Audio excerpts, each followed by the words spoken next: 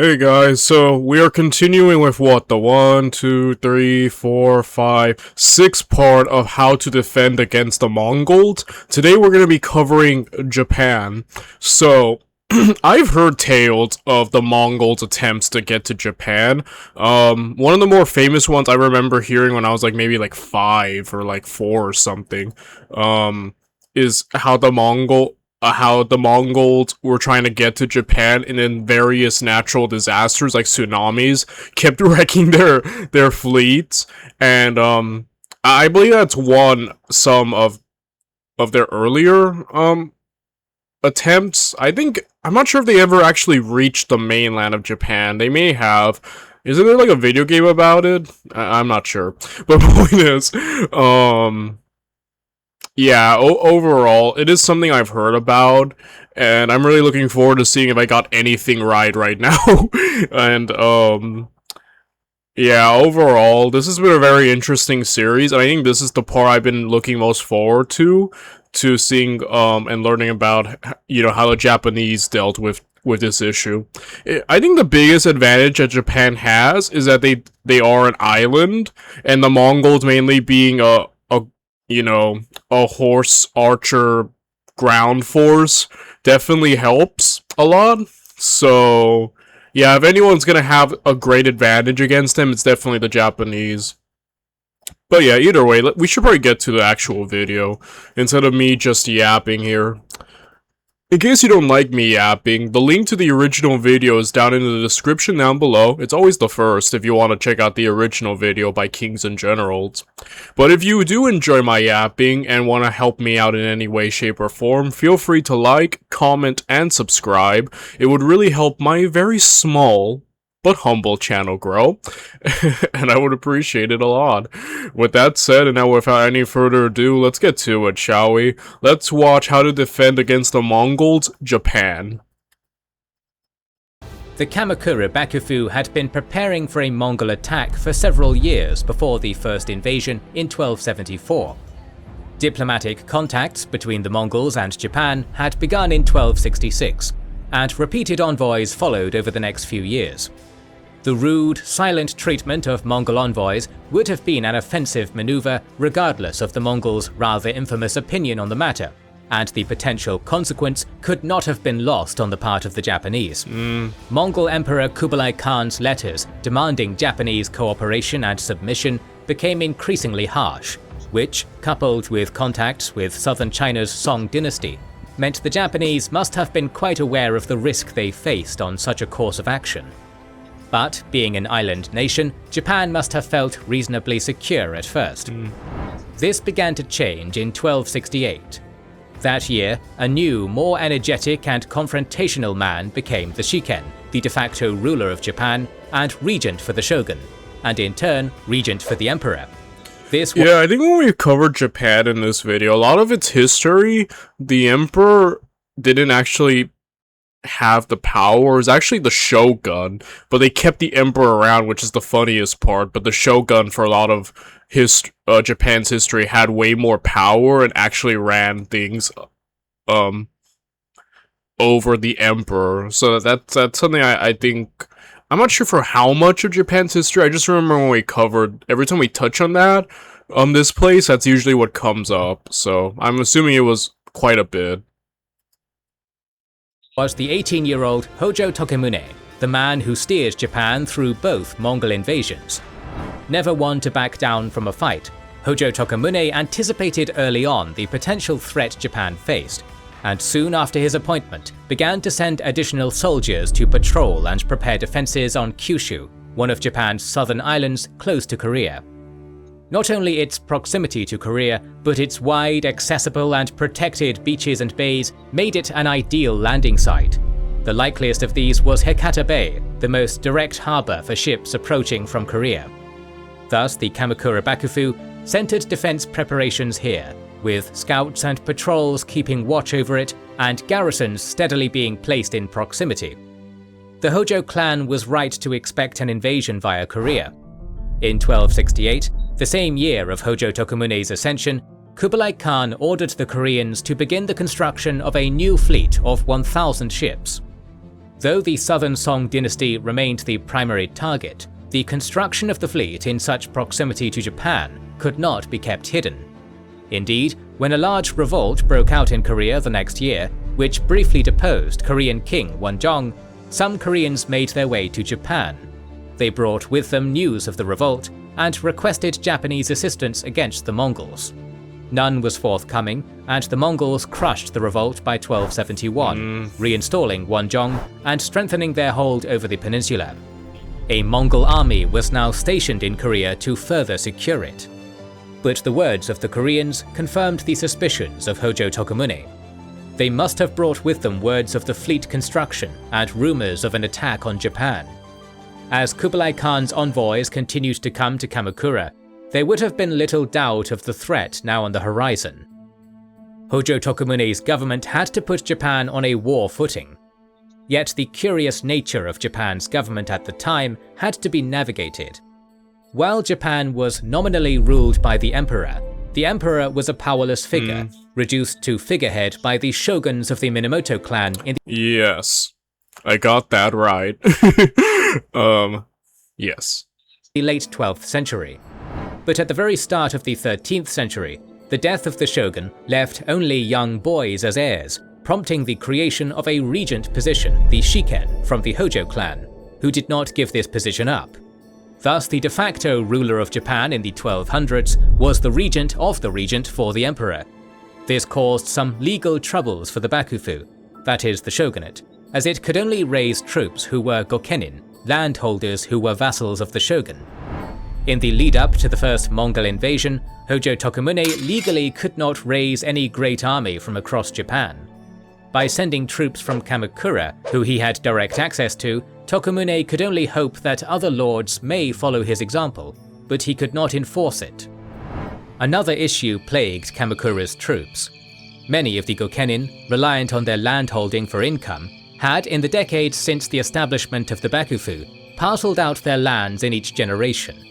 By the eve of the Mongol invasion, many of these lands had diminished so much that for gokenin in Kyushu, like Takazaki Suinaga, they were only able to raise 5 troops to accompany them. Average for the gokenin of Kyushu, but more than what the common gokenin of Honshu, Japan's largest island, could muster. Many of the gokenin struggled to handle the costs of outfitting themselves and their mounts in the necessary arms and armor, let alone their retainers, and still yet cover the cost of traveling to Kyushu. To remedy this, in the years leading up to the first Mongol invasion, the Kamakura Bakufu passed laws forbidding the transfer or sale of gokenin lands to non-relatives. My village is primitive. Land already sold had to be returned for the original price, and in 1271, this was changed so that these lands had to be returned for free. By doing so, Hojo Tokumune hoped to improve the ability of the gokenin to meet the costs of the upcoming confrontation.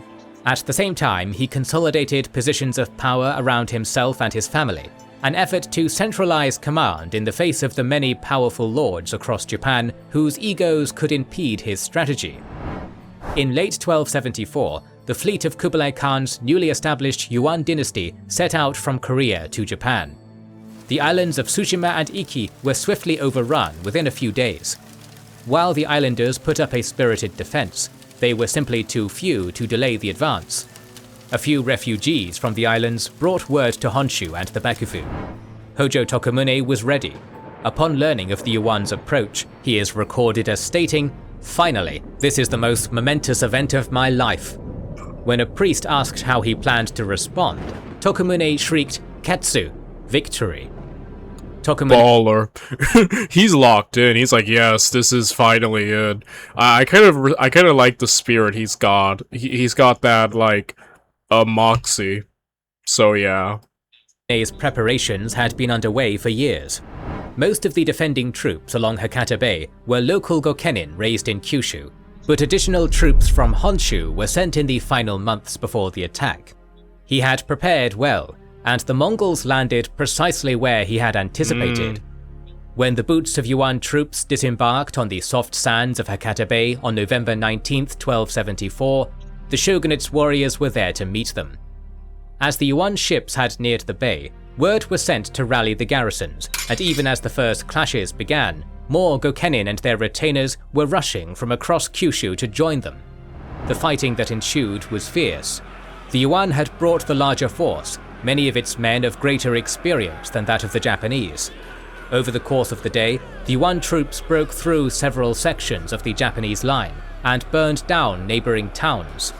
Still, the level of Japanese resistance and preparedness was greater than the Yuan had anticipated. The archery of the samurai was better than expected, as they picked off one of the top Yuan commanders and stole his horse. The Yuan realized this expected puny island was putting up greater defense than they had come prepared for, and that their overconfident force was not large enough to fight their way through the defenders of Kyushu, or possibly occupy all of Japan. A withdrawal was undertaken in good order. Eyewitness accounts, like that of the Gokenin Takazaki Suinaga, indicate a carefully managed withdrawal on the part of the Yuan forces, returning to their ships and sailing back to Korea. While rough weather made the return journey more difficult, stories of great typhoons sinking the first Yuan fleet are later exaggerations not present in contemporary sources. For Hojo Tokumune, the divine support had not been in the form of waves, but through ensuring of the Japanese victory with their own means. But Hojo Tokumune was under no impression that he had broken Mongol power in any way, and knew another attack was forthcoming. Kublai Khan would want revenge as certainly as the sun would rise again over Japan, especially once the envoys Kublai sent in 1275 were executed by the Japanese. Hojo Tokumune did not sit on his laurels, but immediately began to prepare for the next invasion. He had seen what had worked well, and importantly, he also understood where his preparations had not been enough, and with the next assault likely to be much greater, he needed to double his efforts if he wanted to withstand it. To do this required more samurai to be in Kyushu, and this required greater control over samurai regardless of whether they were Gokenin or not. To aid in this, Tokumune replaced many of the Shugo, military governors of Japan's provinces, with Hojo clan loyalists and family members to carry out his orders. In an expansion of his powers, both Gokenin and non-Gokenin troops not normally under his jurisdiction, could now be levied for Japan's defense. The power of the Shugo was also increased locally in order to facilitate this, for many of the warriors now being called up for duty may have chafed at falling under Bakufu control. Traditionally, the Bakufu and Japanese governments had rewarded samurai for their valor in combat against the enemy with riches and lands taken from defeated factions. In a war in Japan, there were many lands to redistribute, but no such riches could be gained from a foreign foe who left little behind. Many of the Gokenin had not only put their livelihoods and lives at stake to travel across Japan to Kyushu, many would do so again traveling to Kamakura City for their reward. The rambunctious Takazaki Suinaga, for instance, sold his horse and saddle to pay for his journey to Kamakura from Kyushu. Though he succeeded in getting rewarded, the Bakufu was reluctant to pay the expense for rewarding all these samurai, did not wish them to leave their posts in Kyushu, and did not want them to beggar themselves and sell all their horses and equipment before the Mongols returned. The Bakufu thus forbade samurai to leave Kyushu, citing military necessity. Of the estimated 6,000 Japanese who fought in the first invasion, only 120 received rewards, mostly those of the higher class. Dang, dude. Yeah, this is a very interesting political situation, especially with the samurai. But again, like, what's the saying? Like, desperate times call for desperate measures. Though obviously, I think, what he's doing is good. You know, gaining as much power as he can to field as many samurai as he can, because again, his prep time is actually incredibly good. I think the Japanese and their prep time is doing really well, and on paper just looks great. But obviously, you know, yeah, I'm wondering if this is gonna be a big issue later on. I don't know, but I think this, again, desperate times call for desperate measures. While useful at the moment, in decades to come, this had severe consequences for the Bakufu, as many samurai found themselves impoverished by paying all of their own expenses for the campaign. Tokumune prepared in other ways. Further divine help was sought, as shrines and temples across the islands were ordered to pray for Japan's victory. To better defend Hakata Bay and prevent the breakouts of the first invasion, the order was given to expand the seawall. It appears a minimal set of fortifications had existed at certain points around Hakata Bay, remnants from fears of Chinese invasions in centuries past. Now they would be expanded well beyond any previous system. Built 50 meters inland, 20 kilometers east and west of Hakata Bay, an approximately 3 meter high and 3.5 meter wide wall was quickly raised. It was a simple but effective concept, a defensive structure for the Japanese to hide behind and fight from, which would obstruct any movements of landing parties which may seek to flank the defenders of Hakata Bay. Landing assaults by sea were hard in the best of times, and this would not be the best of times. For the wall's construction, whoever's land the wall had to pass through was responsible for the cost and construction of that section. While it was another cost-saving measure for the Bakufu, it angered many and hampered construction.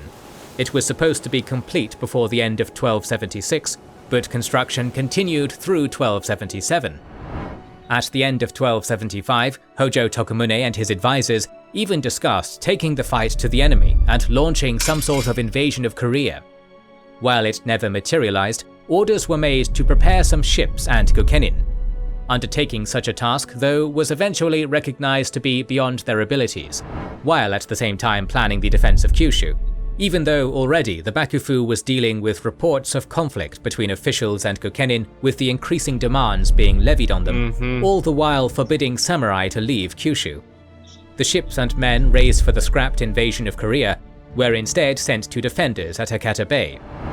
When the larger Yuan fleets of the second invasion set out in summer 1281, Hojo Tokumune's preparations showed their success. He benefited from struggles on the part of the Yuan, with one of their fleets delayed in its launch. The seawall worked exceptionally. Instead of landing and beginning their assault, the Yuan fleet skirmished along the shore, trying to seek some unguarded section. With the Yuan staying offshore, the Japanese took their own ships to bring the fight to them. Wow. In the night, the samurai rowed up beside the Yuan warships, scaling them and battling on the decks. A few islands off Kyushu's coast were taken, but by the time a storm surge at the end of August 1281 scattered the Yuan ships, their will to fight had been sapped and they'd been unable to force their landing. Thus, Tokumune's ploy worked well. Dang, dude, that's amazing. They've done the best so far of actually resisting the Mongols. Again, the advantage certainly is them being an island, and also just the great preparation they put into it with the seawall, the men, the ships, everything was like they locked in, and this was some of the best preparation for an oncoming enemy I've ever seen. Even after this victory, Tokumune did not let his guard down. A furious Kublai continues to send envoys. Again, and that's great. He remains vigilant. That's what I really like about him, is that even when he wins, he's not like just letting victory defeat him. He's still on the top of his guard and like, alright, I need to be ready, you know, in case. Like, he's not an idiot. He knows that the Mongols aren't the kind to just throw in the towel too easily. So again, this is what I really like about Hojo, you know? With demands for submission, and made plans for a third invasion. Tokumune continued to maintain garrisons and patrols on Kyushu, with the Gokenin who lived there forbidden from leaving the island without permission of the Bakufu. Kyushu Island itself came under greater control of the Hojo clan, with more Hojo Shugo appointed there to keep a close eye on this strategically vital area. The seawall continued to be maintained, stores of weapons and other war materials were gathered, and any official or landowner who complained was swiftly replaced by someone more pliable. Another plan for a Japanese invasion of Korea was even discussed. though once more went nowhere as the threat of a third Yuan attack remained too high. This third invasion never materialized, and Mongol interest in a third attack quickly dissipated with the death of Kublai Khan in 1294. But Hojo Tokumune never knew that relief. He died in 1284, only 32 years old. Wow. He was succeeded by his young son. With the boy too young to rule, power fell into the hands of another regent. Thus, from 1285 until 1293, Japan was ruled by the regent of the regent acting for the shogun, acting for the emperor, who was in turn sidelined in his own court even more by his father, the these politics, there's a ruler upon a ruler upon... Yeah, that's so confusing. previous emperor, who had retired yet still ran things there.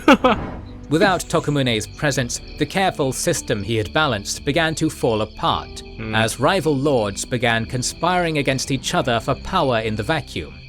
Thousands of Gokenin who had impoverished themselves to fight for the Bakufu never received rewards, for even after the second invasion, these had mostly been given to important Bakufu and Hojo clan supporters and allies. In this way, the Bakufu inadvertently created a class of very dissatisfied and very well-armed men. While the threat of a third potential Mongol invasion kept everyone playing nice for a few years, by the 1330s, the once mighty Kamakura Bakufu had collapsed into civil war. Yeah, I guess in the end, it had a lot of disastrous consequences in the long run for Japan itself, but at least they didn't have to worry about the Mongols. They could go back to just fighting each other, which I think they would have preferred anyways, you know, than to be subjugated by the Mongols. So there is that. So we're gonna end it right here, and tomorrow I guess we'll look at how Vietnam handled the Mongols. So until then, see ya everyone.